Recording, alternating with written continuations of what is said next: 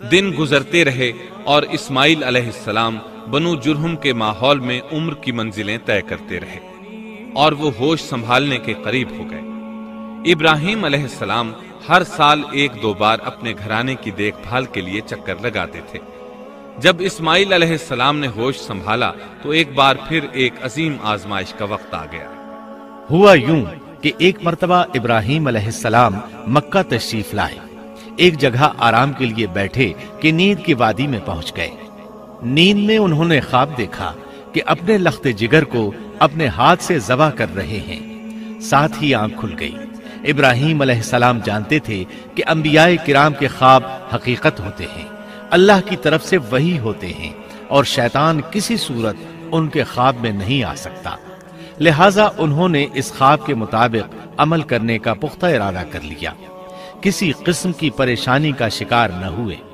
अल्लाह रब्बुल इज्जत ने इस अजीम और ताज्जुब खेज वाक़े का कुरान मजीद में जिक्र करते हुए फरमाया, और इब्राहिम ने कहा, मैं तो हिजरत करके अपने परवरदिगार की तरफ जाने वाला हूँ, वो जरूर मेरी रहनुमाई करेगा।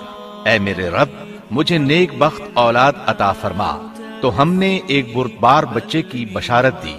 फिर जब बच्चा इतनी उम्र को पहुंचा कि उसके साथ चलने फिरने लगा तो इब्राहिम ने कहा, मेरे प्यारे बेटे, मैंने ख्वाब देखा है कि मैं तुझे ज़बह कर रहा हूँ। अब तू बता, तेरी क्या राय है? यहाँ सवाल पैदा होता है कि इब्राहिम अलैहिस्सलाम ने इस्माइल अलैहिस्सलाम से मशवरा क्यों लिया? वो चाहते तो इस्माइल को सोते में ज़बह कर देते, इस तरह अल्लाह का हुक्म बजा लाते। वो बेटे के पास क्यों गए और उनसे मशवरा क्यों लिया? जी हाँ, ये मसला याद रखने के काबिल है कि हर मुसलमान पर लाजिम है कि वो अपने दूसरे मुसलमान भाई को अजर व सवाब में शामिल करने की कोशिश करे। इब्राहिम अलैहिस्सलाम ने बेटे को सवाब में शामिल करने के लिए उन्हें अल्लाह के हुक्म से आगाह किया। ये न चाहा कि मैं अकेला ही अजर लेता रहूं, बल्कि दूसरे की खैरखाही को पेश नजर रखा। या आपके पास कौन सा सरीह हुक्म आया है? उन्होंने ऐसी कोई बात न कही। अल्लाह की फरमाबरदारी इसी को कहते हैं। चुनाचे अपने बाप से कहा, ऐ अब्बा जान, आपको जो हुक्म हुआ है उसको कर गुजरिए। इंशाअल्लाह आप मुझे सब्र करने वालों में पाएंगे। उलमाए किराम फरमाते हैं, इस जुमले से उनका इंतहाई अदब और एहतराम शामिल है और इसमें जबरदस्त तवक्कुल मौजूद है। ये नहीं कहा कि आप मुझे सब्र करने वालों में से पाएंगे, बल्कि आपने अल्लाह की मशीयत को जुमले में शामिल किया और फरमाया, इंशाअल्लाह आप मुझे सब्र करने वालों में से पाएंगे। लिहाजा मुसलमानों को धोखे में नहीं पड़ना चाहिए। ये न कहे मैं सफर करूंगा, मैं फुला काम करूंगा, मैं फुला काम के करने की ताकत रखता हूँ, बल्कि यूं कहे अल्लाह ने चाहा तो मैं सफर करूंगा, अल्लाह ने चाहा तो फुला काम करूंगा। अपने इल्म और ताकत के धोखे में पड़ना सरासर नादानी है। हर चीज का ताल्लुक अल्लाह से कायम करे, जैसा कि अल्लाह ताला फरमाते हैं, और हरगिज हरगिज किसी काम पर यूं न कहना कि मैं इसे कल करूंगा, मगर साथ ही इंशाअल्लाह कह लेना। अपनी जुबान को अल्लाह के जिक्र से सजा कर रखो और हमेशा अपने मुआमलात को अल्लाह की तरफ लौटाओ। बहरहाल बाप बेटा दोनों ही मुसम्मम इरादे के साथ अल्लाह का हुक्म पूरा करने के लिए पेश हो गए। इस्माइल अलैहिस्सलाम ने अपने वालिद मुहतरम सैयदना इब्राहिम अलैहिस्सलाम से कहा, जब आप मुझे ज़बह करने लगें तो मेरी पेशानी को जमीन पर रख दीजिएगा, ताकि आपको मेरा चेहरा नजर ना आए और कहीं आपके हाथ रुक न जाए। चेहरा देखकर आप पर शफकत पिदरी गालिब ना आ जाए।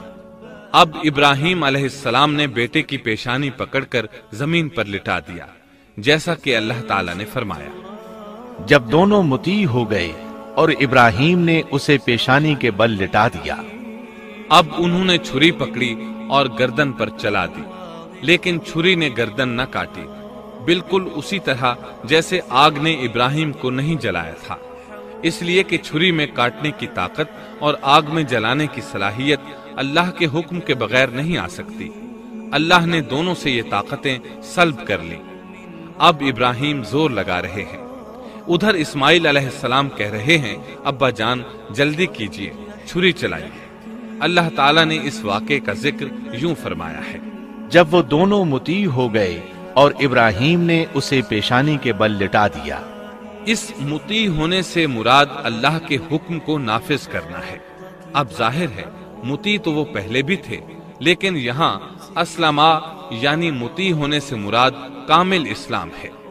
نہایت واضح اور حقیقی اسلام مراد ہے، اس لیے کہ کامل اسلام وہی ہوتا ہے جس میں بغیر کسی تردد اور توقف کے اللہ کے امر اور نہی کی تصدیق کی جائے۔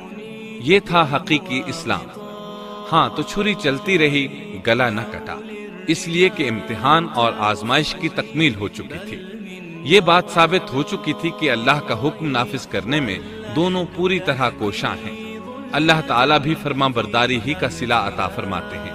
چنانچہ آواز آئی، ہم نے اسے پکارا، اے ابراہیم تو نے خواب کو سچ کر دکھایا، یقیناً ہم اسی طرح نیکوکاروں کو جزا دیا کرتے ہیں۔ یقیناً یہ ایک کھلی آزمائش تھی۔ تاریخ کا ایک عظیم ترین امتحان اور کڑی آزمائش دنیا کو آج بھی حیرت میں ڈال دیتی ہے۔ کون ہے جو بیٹے کو ذبح کرنے پر تیار ہو جائے، خاص طور پر اس صورت میں جب اولاد بھی اکلوتی ہو، جس کی وجہ سے 86 سال کے بعد آنگن میں بہار آئی ہو۔ پھر اس کی قربانی کا بھی واضح حکم نہیں دیا گیا تھا، اشارتاً خواب میں رہنمائی کی گئی تھی۔ آپ کہہ سکتے تھے یہ قتل اور سنگین جرم ہے، کہہ سکتے تھے اپنے بیٹے کو کس جرم میں قتل کرو، لیکن آپ نے بغیر کسی تعامل کے سر تسلیم خم کر دیا اور اس عظیم امتحان میں کامیاب ہوئے۔ اللہ فرماتے ہیں، اور ابراہیم وہ ہیں جنہوں نے وفاداری کی۔ اس آیت میں یہ نہیں بتایا گیا کہ کس چیز میں وفاداری کی، اس لیے کہ وہ تو ہر معاملے میں مکمل طور پر وفاداری کا مظاہرہ کر چکے تھے۔ آگ میں ڈالے جانے والا معاملہ، بیوی اور بچے کو لق و دق میدان میں چھوڑ آنے کا معاملہ، پھر ذبح کا امتحان، تعمیر بیت اللہ کی مشقت، غرض ہر معاملے میں وفادار تھے، حتیٰ کہ اپنا مال اللہ کے راستے میں خرچ کرنے میں اس قدر وفادار کہ ابو زیفان کے لقب سے مشہور ہو گئے۔ اس کا معنی ہے مہمان نواز۔ کسی مہمان کو دسترخوان پر اپنے ساتھ بٹھائے بغیر ایک لقمہ نہیں کھاتے تھے، باہر نکلتے مہمان تلاش کرتے، پھر اس کے ساتھ مل کر کھانا کھاتے۔ مہمان نہ ملتا تو سخت غمگین ہو جاتے۔ اس طرح انہوں نے اللہ کے ہر حکم کی پاسداری کی۔ ذبح والے اس امتحان کا اللہ نے انہیں کیا صلہ دیا؟ اللہ فرماتے ہیں، ہم نے اسے عظیم ذبیحے کا بدلہ عطا کیا۔ ہاں تو ہم بتا رہے تھے چھری نے گلا نہ کاٹا۔ ایسے میں ابراہیم علیہ السلام نے ایک آواز سنی۔ آواز پیچھے سے آئی تھی۔ انہوں نے مڑ کر دیکھا، جبریل علیہ السلام نظر آئے۔ وہ آسمان سے ایک مینڈھا لے کر آئے تھے، دنیا کے مینڈھوں میں سے نہیں بلکہ جنت کا مینڈھا لائے تھے۔ سیدنا عبداللہ بن عباس رضی اللہ عنہما سے روایت ہے کہ وہ مینڈھا جنت میں 40 سال تک چرتا رہا۔ سفید رنگ، کشادہ آنکھوں، خوبصورت سینگوں والا حسین و جمیل مینڈھا تھا۔ بہرحال یہ ابراہیم علیہ السلام کی وفاداری کا بدلہ تھا جو اسماعیل علیہ السلام کے فدیے میں دیا گیا، اور پوری امت مسلمہ کے لیے حکم ہو گیا کہ اللہ کی رضا کے لیے قربانی اور ہدی پیش کرتے رہیں۔ کعبے کے پاس حرم الہی میں ہر سال یہ سنت ادا کی جاتی ہے، اور ان کے ساتھ ساتھ پوری زمین کے تمام خطوں پر بسنے والے مسلمان بھی اس عظیم فرمانبرداری کی علامت کے طور پر قربانیاں پیش کرتے ہیں۔ مینڈھے کے ذکر کا مطلب یہ ہے کہ ہم سنت ابراہیمی پر گامزن ہو جائیں۔ یہ مینڈھا ہمیں اللہ کے لیے قربانی کا سبق دیتا ہے۔ ہمیں چاہیے سنت ابراہیمی کی اقتداء کرتے ہوئے ہم اپنی جانوں، اپنی اولاد اور اپنے مالوں کو اللہ کی راہ میں قربان کرنے کے لیے تیار ہو جائیں۔ اللہ تعالیٰ فرماتے ہیں، اور ہم نے اسے عظیم ذبیحہ عطا کیا، اور ہم نے اس کا پچھلوں میں ذکر خیر چھوڑا۔ سلامتی ہو ابراہیم پر، اسی طرح ہی ہم نیکوکاروں کو جزا دیتے ہیں، یقیناً وہ ہمارے مخلص بندوں میں سے تھا۔ اور اسی طرح اللہ فرماتے ہیں، اور ہم نے اسے نیکوکار نبی اسحاق کی ولادت کی خوشخبری سنائی۔ یہ خوشخبری فلسطین کی طرف واپس لوٹنے کے بعد سنائی گئی۔ ایک اکلوتے بیٹے کی قربانی کے لیے تیار ہو جانے کے صلے میں اور سارہ علیہ السلام کی عظمت اور تکریم کے مد نظر اللہ تعالی نے اسحاق کی خوشخبری سنا دی۔ یہ آیت ذبح کے واقعے کے بعد اللہ تعالیٰ نے ذکر فرمائی ہے۔ اس لیے معلوم ہوا پچھلی آیات میں اسحاق کے علاوہ کسی اور بیٹے کا ذکر ہوا ہے، اور وہ اسماعیل علیہ السلام ہی تھے، جبکہ یہودی روایات میں اسحاق علیہ السلام کو ذبیح قرار دیا جاتا ہے۔ یہ بالکل غلط ہے۔ ذبح کے واقعے کے بعد اسحاق علیہ السلام کی بشارت مل رہی ہے، پھر بھلا وہ پیدا ہونے سے پہلے ہی ذبیح کیسے بن گئے؟ اس لیے یہ قطعی بات ہے کہ اسماعیل علیہ السلام ہی ذبیح ہیں۔ اس کے کئی اور بھی دلائل ہیں جن کے ذکر کرنے کا یہاں موقع نہیں۔ بہرحال اس عظیم آزمائش میں بے مثال کامیابی کے بعد ابراہیم علیہ السلام فلسطین آئے اور 120 سال کی عمر میں اسحاق علیہ السلام کی بشارت ملی، جبکہ سارہ علیہ السلام کی عمر 90 سال تھی۔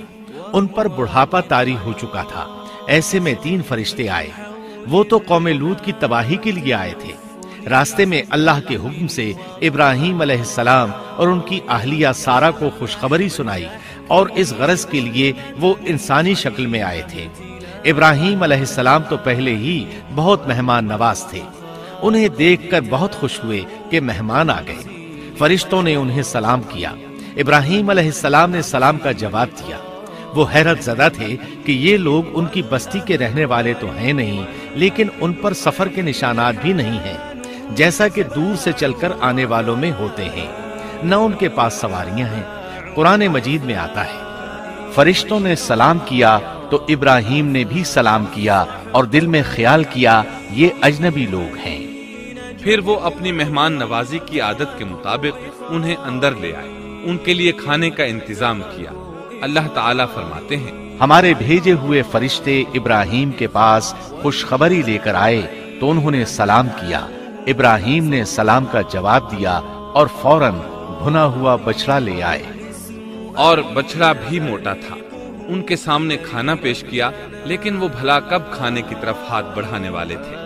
یہ دیکھ کر ابراہیم علیہ السلام نے خوف محسوس کیا کہ کہیں یہ دشمن نہ ہو۔ اس وقت فرشتوں نے کہا، ابراہیم نہ ڈر، ہم تو قوم لوط کی طرف بھیجے گئے ہیں۔ جب انہوں نے یہ باتیں کی تو سارہ علیہ السلام پاس کھڑی تھی۔ وہ ہنسنے لگی۔ وہ خوش خبری سے پہلے کیوں ہنس پڑی؟ علماء اس بارے میں کہتے ہیں کہ جب انہوں نے سنا یہ فرشتے لوط علیہ السلام کی بستی کو تباہ کرنے جا رہے ہیں تو ان کے خاتمے کی خبر سن کر وہ ہنس دی۔ اس کے بعد فرشتوں نے یہ خوشخبری سنائی، ہم نے اسے اسحاق کی پیدائش کی خوشخبری دی اور اسحاق کے بعد یعقوب پوتے کی بھی خوشخبری دی۔ بہت جلد ہی ہم اسحاق سے تیری ویران گود کو آباد کریں گے، اور تو اپنی زندگی میں اس کے بیٹے یعقوب کو بھی دیکھ لے گی۔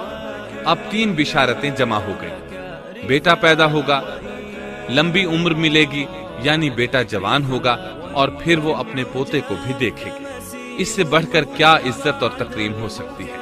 اس لیے جب نبی کریم صلی اللہ علیہ وسلم سے پوچھا گیا کریم یعنی عزت والا کون ہے، تو آپ نے فرمایا کریم بن کریم بن کریم بن کریم، یعنی یوسف بن یعقوب بن اسحاق بن ابراہیم علیہ السلام۔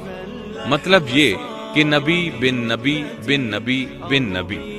یہ یوسف علیہ السلام کی شان ہے کہ خود بھی کریم، باپ بھی کریم، دادا بھی کریم اور پردادا بھی کریم۔